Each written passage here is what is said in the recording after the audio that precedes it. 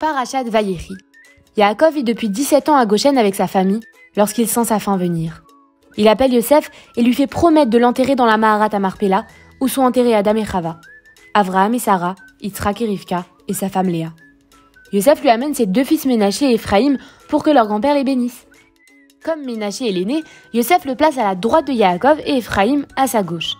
Mais Yaakov voit que Ephraïm aura Yehoshua bin Nun comme descendant et croise donc les bras pour mettre sa main droite sur la tête d'Ephraïm et la gauche sur celle de Ménaché, malgré le fait que l'aîné a le privilège de la main droite en général.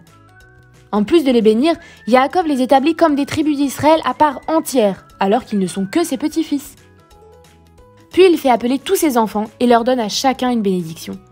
Yaakov désire leur révéler la date de la venue du Messie, mais à ce moment, la Shrina le quitte et il ne parvient pas à s'en rappeler. Il prend peur.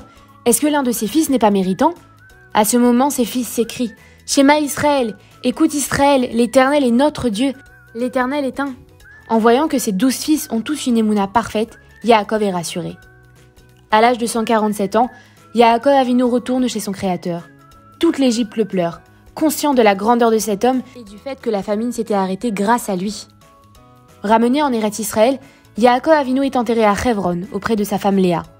Le Midrash rapporte qu'Esav se montra ce jour-là, revendiquant que la dernière place dans le caveau des patriarches lui revenait, et à personne d'autre, même s'il s'agit de Yaakov son frère.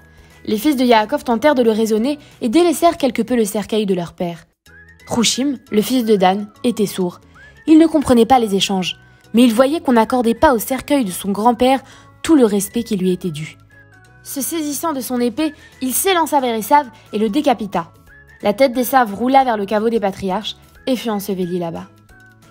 Maintenant que leur père est mort, les frères craignent une vengeance de la part de Yosef pour ce qu'ils lui ont fait subir en le vendant. Lorsque les frères retournent en Égypte, ils mandatent les fils de Bila, qui étaient proches de Yosef, de lui dire que Yaakov a demandé de son vivant de ne pas leur faire de mal.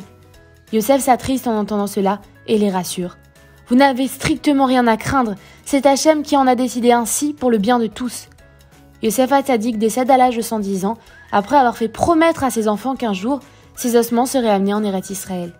Des années plus tard, Moshe Rabbeinu fera remonter son cercueil plongé au fond du Nil par les Égyptiens et le fera ramener en Eretz Israël.